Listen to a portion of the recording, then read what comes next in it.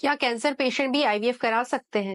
आज इस क्वेश्चन का आंसर मैं अपनी एक स्टोरी से देना चाहती हूँ। हमारे पास एक महिला थी जो 24 साल की थी और जिसको ओवरी में कैंसर था, डिसजर्मेनोमा ऑफ ओवरी। उस पेशेंट का हमने पहले सर्जरी किया और फिर सर्जरी के बाद पेशेंट हमारे पास फॉलोअप में नहीं आई, पर बाद में कुछ समय के बाद आई तो उसने बताया कि उसको ट्विंस कंसीव हुए थे एंड समहाउ वो अबॉर्ट हो गए।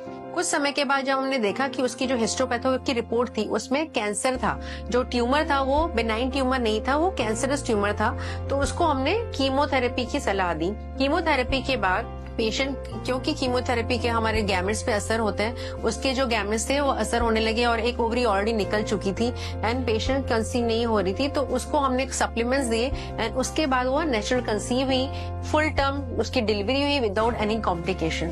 इस केस में वो फीमेल लकी थी कि उसका दूसरी ओवरी काम कर गई, पर अक्सर ऐसा होता है कि कीमो रेडियो के बाद हमारे जो गैमेट्स हैं वो डैमेज हो जाते हैं। इसलिए जो भी महिला या पुरुष जिनको कैंसर डायग्नोज होता है वो अगर सही टाइम पे आईवीएफ के माध्यम से अपने एग्स या स्पर्म फ्रीज करा ले या एम्ब्रियो बनाकर रख ले और उसके बाद कैंसर ट्रीटमेंट लेने कंप्लीट करने के बाद ट्रांसफर करा ले अपने एम्ब्रियो, तो अपने ही गैमेट से वह माता पिता बनने का सुख प्राप्त कर सकते हैं। इस प्रकार से अगर आपको कभी भी कैंसर डायग्नोज होता है तो आप उचित परामर्श के लिए कभी भी हिचके नहीं।